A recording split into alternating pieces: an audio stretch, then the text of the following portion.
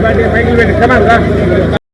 దేవాలయం విశిష్టత శ్రీ కోట్లస్వామి వెంకటేశ్వర స్వామి దేవాలయము 1884 సంవత్సరము కృష్ణదేవరాయల కాలంలో ఈ గుడి కొన్ని అనివార్య కాలం వలన మళ్ళా 2000 సంవత్సరంలో దీన్ని పునరుద్ధరించి 29వ వార్షికోత్సవం ఈ సంవత్సరం జరిగేది.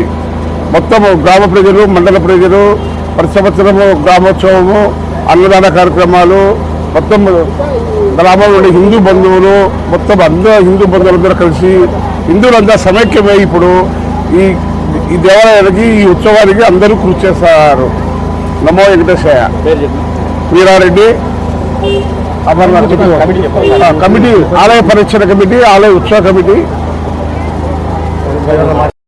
పూర్వ పెద్దలు కానీ ఈ గ్రామం ఈ పక్క లేదు, అప్పుడు గుడి నిర్మించారు. ఇది ఈ పక్క గ్రామమే ఊరు లేదు, ఆ పక్క గ్రామం ఉన్నది, ఆ గ్రామం బయట కాబట్టి గ్రామం నిర్మించినారు. ఇది దేవాలయము అతి పురాతనమైనది.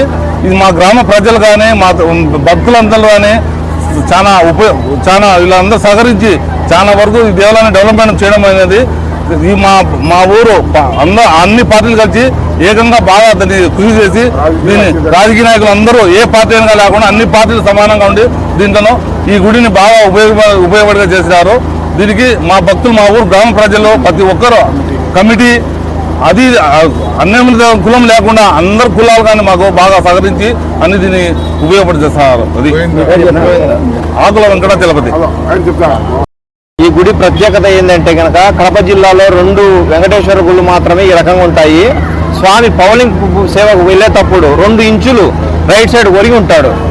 అప్పుడు ఈ గుడి ఒక విశిష్టత మొదలైంది. ఈ రథసప్తమి రోజు టైం సరిగా తెలియదు కానీ పైన ఉండే రంధ్రాల ద్వారా సూర్యకిరణాలు అనేది స్వామివారి కిరీటం మీద పడతాయనేది వినికిడి. మామూలుగా అయితే కనుక తిరుపతిలో కూడా ఒక్కరోజు మాత్రమే ఉత్తరద్వార దర్శనం ఉంటుంది. మా ఊర్లో విశిష్టత ఏంటంటే 360 రోజులు ఉత్తరద్వార దర్శనమే ఉంటుంది ఈ గుడికి. ఈ గుడికి కోట్ల స్వామి అని ఎట్లా వచ్చిందంటే రైట్ సైడ్ లెఫ్ట్ సైడ్ 2 కోటలు అనేది ఉండేటి అన్నమాట. ఇప్పుడు కూడా బుర్జుల రూపంలో అవి అట్లాగే ఉన్నాయి. బుర్జులో ఆంజనేయ స్వామిని ప్రతిష్ఠించి శ్రీకృష్ణదేవరాయలు ఫస్ట్ ఆంజనేయ స్వామిని ప్రతిష్ఠించిన తర్వాత శ్రీకృష్ణదేవరాయలు వెంకటేశ్వర స్వామిని ప్రతిష్ఠించాడంట.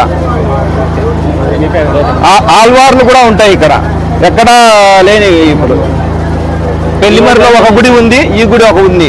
2 ఇంచులు రైట్ సైడ్కు వాళ్ళు ఉంటాడు. ఈరోజు సాంస్కృతిక కార్యక్రమం గ్రామోత్సవం ఉంది, పోరాటము. ఉదయం 4 గంటలకు అభిషేకం జరిగింది. 6 గంటల నుంచి నిత్య కైంకర్యాలు అన్నీ జరిగిపోయాయి.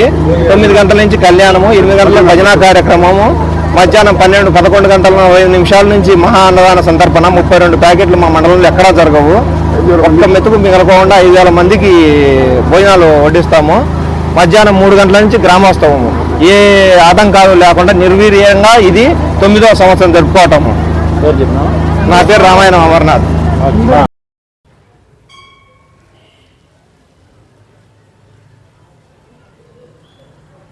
ఓం నమో వెంకటేశ్వరాయ నమః.